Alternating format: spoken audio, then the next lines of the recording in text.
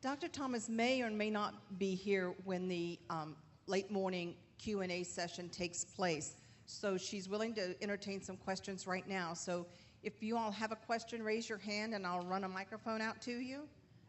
Can I just kind of start on this side of the room and work down? It might make it a little faster and I won't use as many calories. Anybody down here have a question?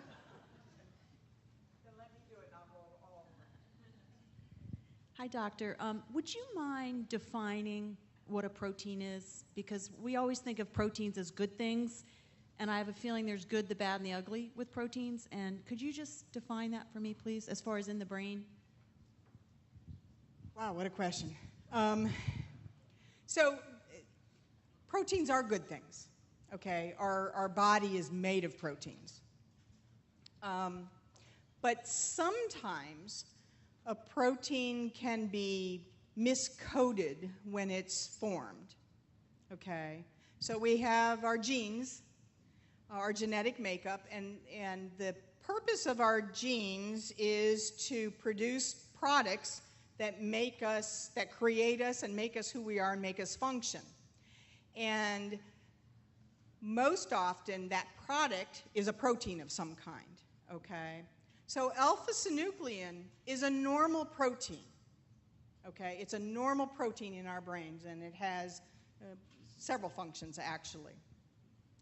But in some folks, that protein gets miscoded or gets abnormal at some point. And this is where there's still a little bit of a mystery. We don't know what sets it off. Is it a gene that codes that protein to become abnormal at some point? Or is it a normal protein and then some outside factor affects it and makes it become abnormal? That's where there are varying ideas about, okay? So it becomes abnormal. And our bodies are just fascinating machines. They have a built-in system. At the cellular level, there's a built-in system to recognize an abnormality or a substance that is either toxic or no longer useful. And so there's this mechanism in place to try to clear up that junk and get it out of the way, okay? In some of these conditions, the thought is there may be some abnormality in that clearing mechanism. And so you get a buildup of these junked or no longer useful proteins. What we know about alpha-synuclein in these conditions is somewhere along the way, again, for one of those reasons that I talked about its structure gets altered. And when its structure gets altered, it's no longer functioning in the way it's supposed to, okay? And what happens is it ends up forming clumps. It clumps together with like kind, okay? And that's part of the mechanism of disease. We're still not sure if that's the only part of the mechanism. There may be other parts. But does that answer your question?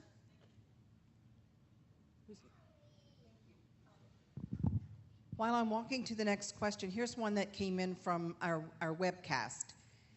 If MSA comes on in a later age, like the 80s, will it progress more slowly? First, it's important to understand that MSA more typically hits folks that are a little bit younger than that, okay? So if symptoms are just occurring when somebody is in their 80s, that's a red flag for me that maybe this isn't MSA, maybe this is a subtype of Parkinson's disease, which is a whole nother lecture, and God knows you don't want to hear me keep talking.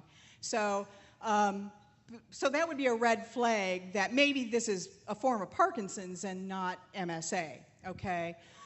But I can tell you that most studies show that if a person develops it when they're older, be it MSA or even Parkinson's disease, that no, it tends to be the opposite. It tends to be less benign or more aggressive or more problematic, in fact. So, somebody had. Thank you. Next question. Hi, sorry, I noticed that when you were talking about the definitive symptoms that led to diagnosis, you didn't mention REM behavior sleep disorder at that time. and was wondering if that isn't, in fact, a defining feature. It certainly was at the time for my husband with his diagnosis, or our own diagnosis of MSA. Right. And is there anything that can actually be done to treat the sleep disorder? Yeah, so REM behavioral disorder is very interesting. It's only been about a decade or so that it's been recognized, certainly to be associated with early Parkinson's disease. Again, because the mechanism of these diseases is similar, we also see it in early MSA, especially MSA type P. The underlying mechanism there, again, has to do with where the alpha-synuclein problem occurs initially. So yes, it can be associated with early features of that, just like it is in Parkinson's disease. Is there any treatment? The main treatment for REM behavioral disorder is medicine that's in the class of drugs called benzodiazepines, or they're like Valium-like drugs. Clonazepam is the one that's most commonly used. Some folks, even that doesn't tone it down. There are a few other medicines that have been used. I usually recommend patients also take melatonin, which you buy over the counter at the drugstore. I recommend that at bedtime. But some folks even need stronger medicines, things such as a drug called quetiapine or Seroquel has been found to calm it down sometimes. So, anyone else? I thought that the dyskinesias was more a result of taking levodopa, but in the slides it seems to say that it's just a effective MSA. Is that right, or is it both? Yeah, it's both. All of the above. Some folks can actually have some dyskinetic movements of the face when they're not on medicine in MSA. Okay, we don't see that in Parkinson's disease. However, in MSA, when we try levodopa, they're more likely to get more prominent oral facial dyskinesias. As opposed to folks with Parkinson's disease, if they do get dyskinesias from levodopa, it tends to be more generalized or limb involvement. Okay? I have another written question. What is the effect of caffeine on acid reflux?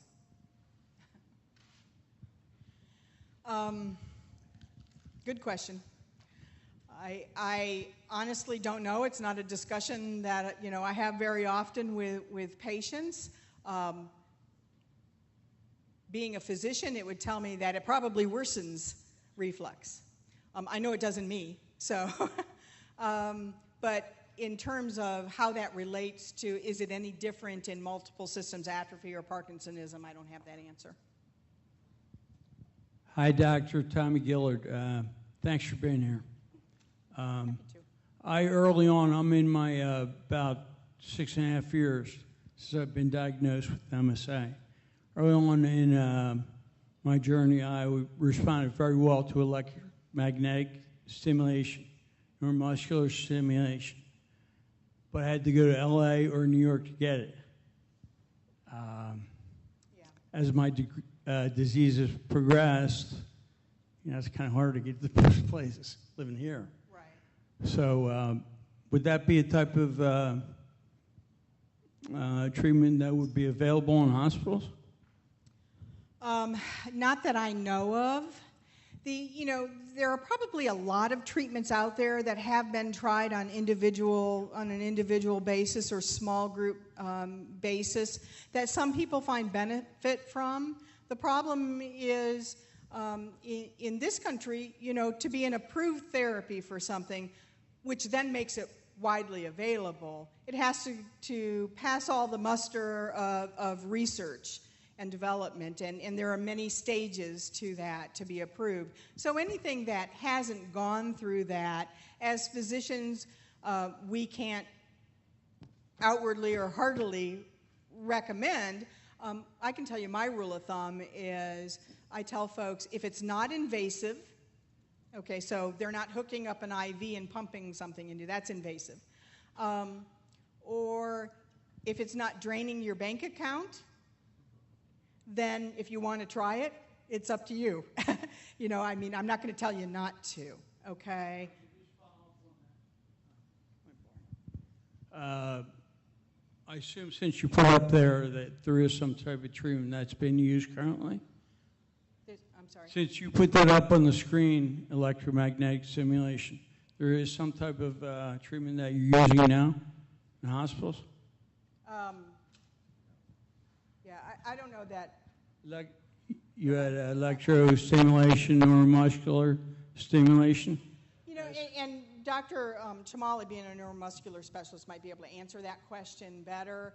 I mean, certainly I know that our therapists, and maybe that's the slide it was on that you saw, our therapists use what we call e-stim, or electrical stimulation on various muscle groups to help improve coordination. Certainly we know that it helps with swallowing problems when they do it on swallowing muscles. So maybe that's, and that should be under the umbrella of the therapies, the physical therapy department and such. That actually should be fairly readily available.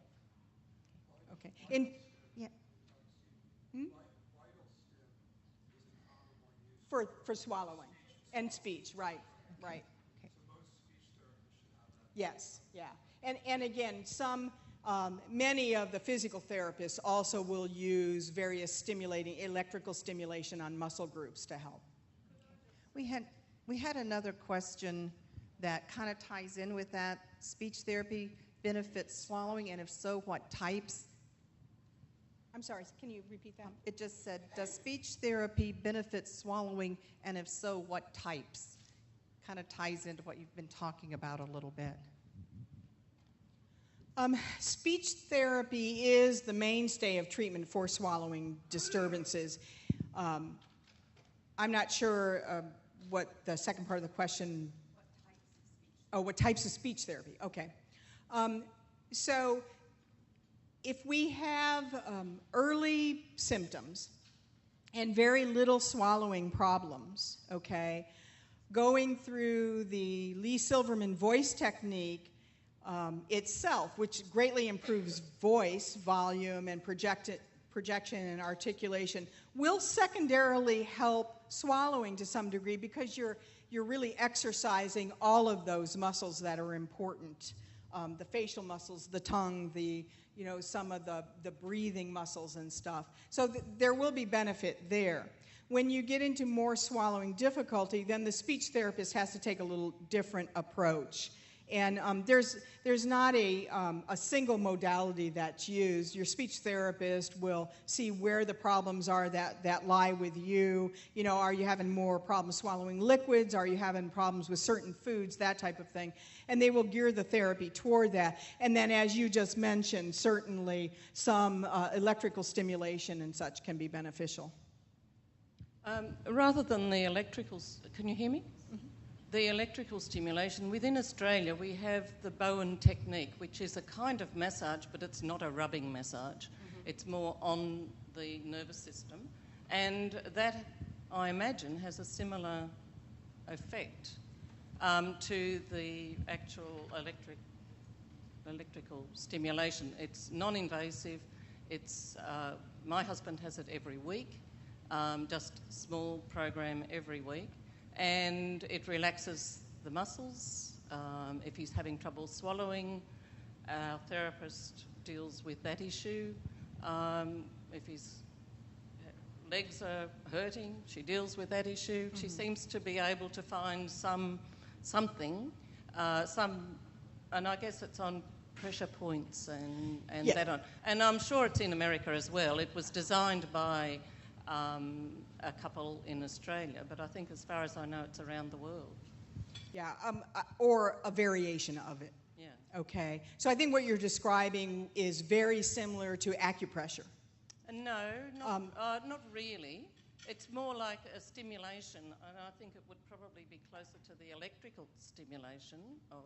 But it's not using any electricity. But it's just using a pressure point. It's using a pressure point. Yes. Yeah. Yeah.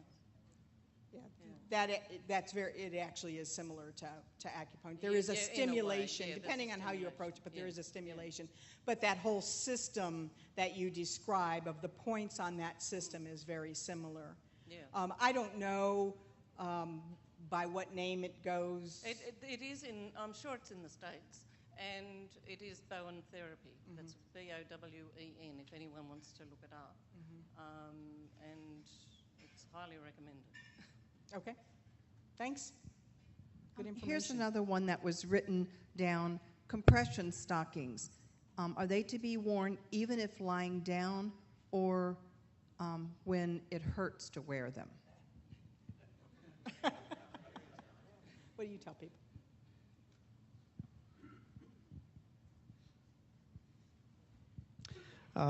Well, compression stockings are a problem. They're always a problem. And actually, they have to be very, very compressive in order to work.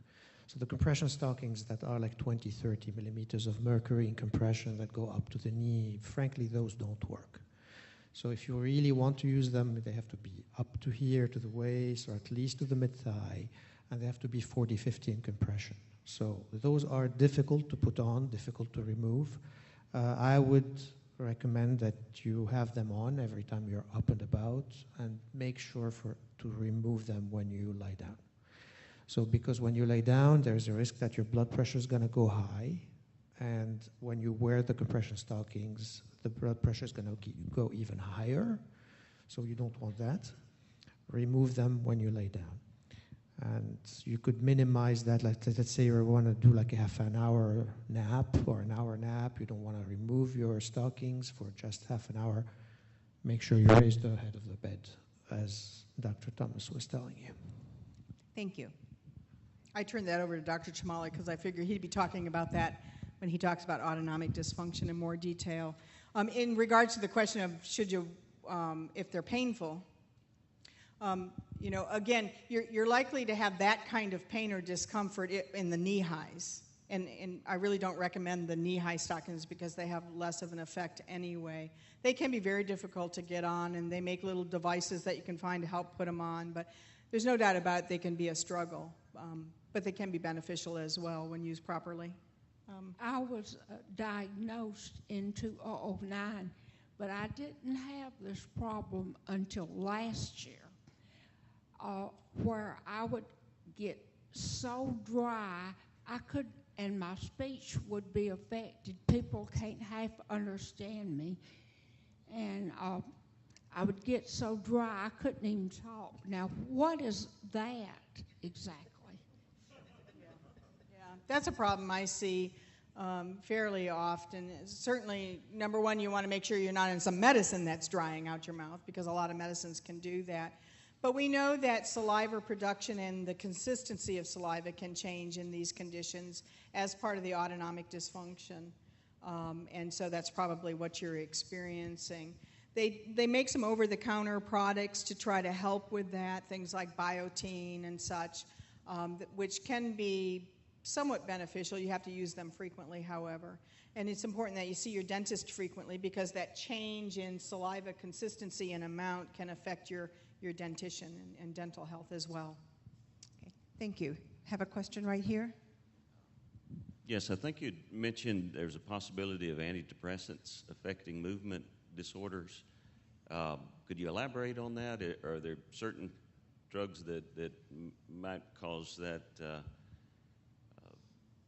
more in depth, or ones to avoid, or is there a better way to figure out if that is causing a problem other than just getting off the antidepressant and seeing if it's causing? Right. Well, I think the only thing I had in my slide was when we talk about antidepressants, the one I tend to choose most often is one that also helps to support drops in blood, to lower the risk of drops in blood pressure, and that's paroxetine, or Paxil is another name for it. If you look hard enough, you can find studies that show that just about any antidepressant may, in some folks, worsen their mobility in terms of slowness of movement and rigidity and such. Although in practice, I'll be honest with you, with most of the antidepressants that are on the market that are purely antidepressants, I tend not to see that, frankly. The drug Wellbutrin in some people can make them a little shakier. But again, I don't see it all that often. The drugs that truly worsen Parkinsonism or mobility problems in terms of rigidity and slowness of movement are the drugs that are actually in a different category called the neuroleptics or antipsychotics. And those are drugs that their mechanism is to block dopamine in the brain. That's how they work. So if you have a condition where you have a deficit in dopamine, and then you take a drug that's made to block dopamine, you can see how that would worsen the symptoms that are caused by the Parkinsonian condition. Okay. Another one submitted in writing, does muscle weakness occur with MSA? So the quick answer to that is, does the disease itself cause muscle weakness? My quick answer would be no. The Parkinsonian syndromes in general are not known to directly cause muscle weakness. However, as mobility declines and activity declines and movement in general declines, you can get muscle weakness from inactivity. And that really is the major source of weakness in this condition, of true weakness.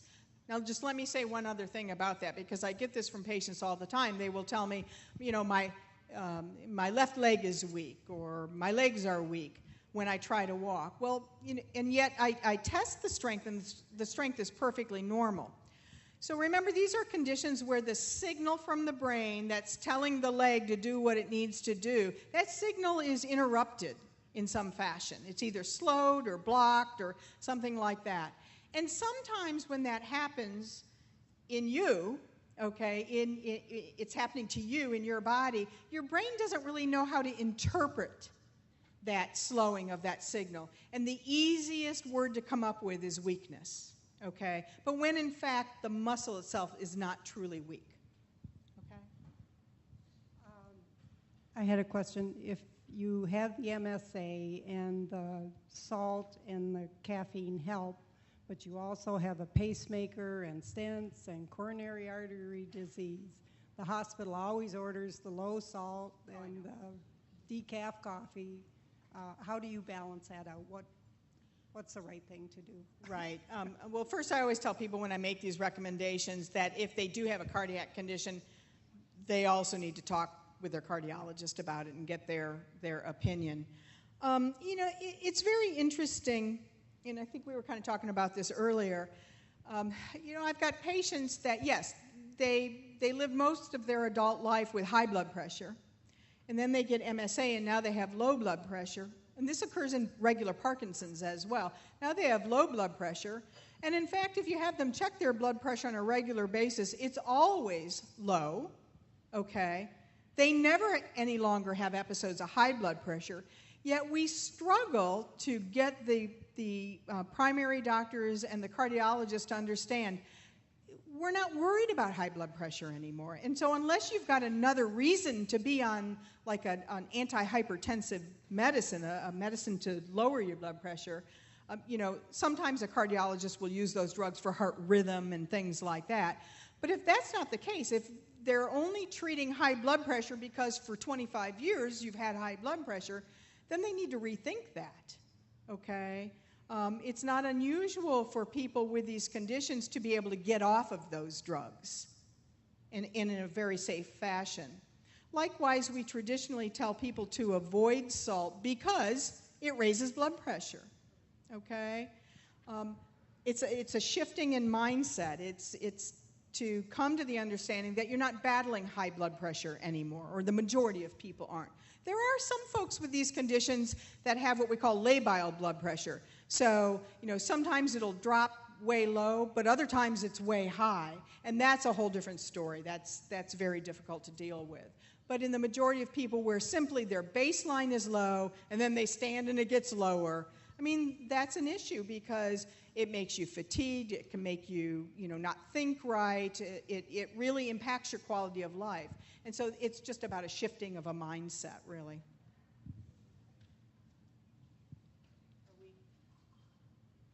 Okay, I have another question down here. I'm going to move back toward the center of the room, so just raise your hand at the end of one question if you need the microphone.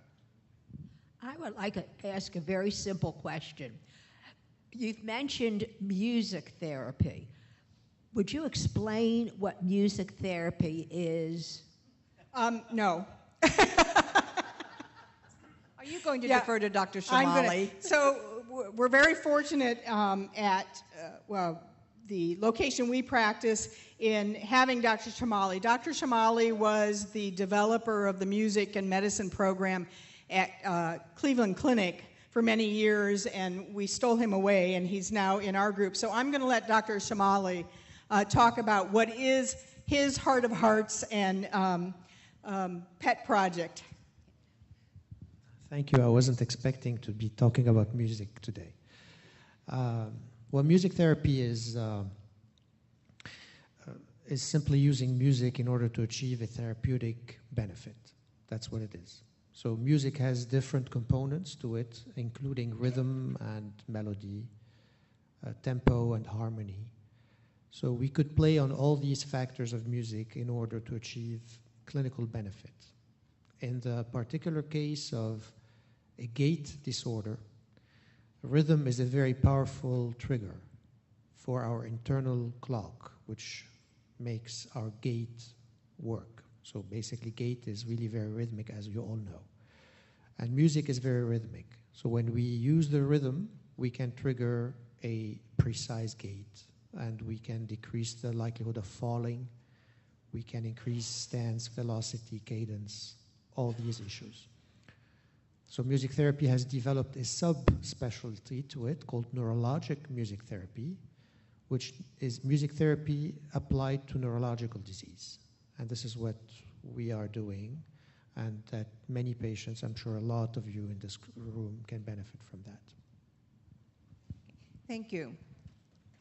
I know we have several other questions down here. Okay, anybody here? Okay, this table here, a lot of people are interested. Thank you very much, Doctor. It's been so informative. My question has to do with the causes of MSA. My brother, a physician, has MSA, and it seems that it comes in the 50s, very high-stress years. And are there certain occupations that seem to be getting MSA? In other words, what are the root causes? Do we have enough research at this point? Is there a genetic component? Are there families that have more than one person with MSA? I'm looking at the background for it. So many of those questions are yet unanswered, okay? And certainly the probably biggest question to be answered in this and Parkinson's disease and some of the other similar conditions is, what is that defining moment that sets it off? You know, what is it that happens at that moment? And, you know, if we could figure that out, no problem anymore. Is there genetic factors? Well, we know that there is a gene that controls alpha-synuclein production. And we know in some familial cases of Parkinson's disease, those folks have that abnormal gene. And so what we believe in most of these conditions now is certainly there is a genetic component. The problem is, what exactly is the genetic makeup? Is it a combination of genes? Is it a single gene? Is it, you know, and how does that differ person to person who, where one person has MSA type P and another person has MSA type C, there must be some difference there, okay? So again, while we're gaining knowledge about this stuff, we're not quite there to be able to bring it all together to have a solid answer. And you had asked, I'm not sure if I missed something that you had asked or not. But, occupation, okay. Occupation is very interesting. I'm not aware of any studies, and I don't know if you are, Kamal, of occupational risks in MSA. I can talk briefly, very briefly, I promise, about occupational risks in Parkinson's disease, okay? Because there have been some studies done on demographics in Parkinson's disease and such. It's very interesting. There have been numerous studies actually trying to tie certain occupations to Parkinson's disease. And across the board, the only solid data shows that really there seem to be 3 occupations that truly are most associated with the development or the risk of Parkinson's. And again, keep in mind when I talk about this, that's just one small piece of the puzzle, though. You know, again, it's about genetic factors and other things as well. But we know that agricultural workers or people that are chronically exposed to pesticides are at increased risk of developing Parkinson's. That one we feel the most solid about because, in fact, we can take a common pesticide and create Parkinson's in laboratory animals with that pesticide, okay? The second occupation that seems to be at risk in these studies across the board are medical workers, and in particular physicians, okay? And then the third, and if you can figure out a link between all three of these, please let me know, because it makes no sense to me. The third occupational risk is being a teacher. So how many people in here are teachers? Just a couple. How many are agricultural workers? Nope. How about physicians? You said you're somebody else too. Yeah. So, and don't ask me why that's the case. Okay, we're going to, 3 stressful jobs, and that, you know, that's true. I thought about, well, let's see, if you're a farmer, you get up really early and you stay up really late. Teachers tend to get up early and, you know, are up late, and physicians, God knows, we're sleep deprived. Maybe it has to do with sleep, you know, I don't know. Yeah, true, who knows? Okay. We're going to take one more question now and save some of the questions for a couple of the other physicians, rather than have Dr. Thomas answer them all. You go, Carol. I actually just want to add something that's fine. to this whole discussion, which is my little plug for fundraising for the MSA Coalition. We had several proposals on the table in the last round of research grants that we did that involved studying the genome and exome of multiple system atrophy patients, confirmed multiple system atrophy patients. And there are people out there that want to and have the expertise to do that work, and we don't have the money. So, you know, not to put pressure on anybody, but money makes a difference in finding out the answers to these things. And I will say that we're fortunate that organizations more recently, such as the Michael J. Fox Foundation, have really stepped up to the plate in pouring in a lot of funding for research in these conditions. It's not purely for Parkinson's. They really research all of these related conditions. My question is related to when you're trying to obtain a diagnosis and it's recommended that you see a neurologist, etc. But when you go, I don't know where you are, but it's difficult to get appointments again and again. Should you look for a primary care doctor that's interested, or what should you do? So when you're trying to seek out a diagnosis, I would tell you that to get the most bang for your buck, even though it may take longer to get that appointment, that you look for a person who specializes in Parkinson's disease and related conditions. So a movement disorder neurologist, in fact, not just a general neurologist, okay? Although certainly if you have none in your area, then seeing a neurologist is an important journey to take. I think that you need to go above and beyond your primary care doctor, though. No offense if there are any primary care doctors in the room, but I really do think that this is a condition that can be confusing at times, even to those of us who see nothing but Parkinson's-related disorders. Okay, so. Dr. Thomas, we could probably keep you here all day. You'd get bored, trust me. But I know that you've got commitments, so let's show Dr. Thomas their appreciation for all the knowledge he imparted. Thank you so much.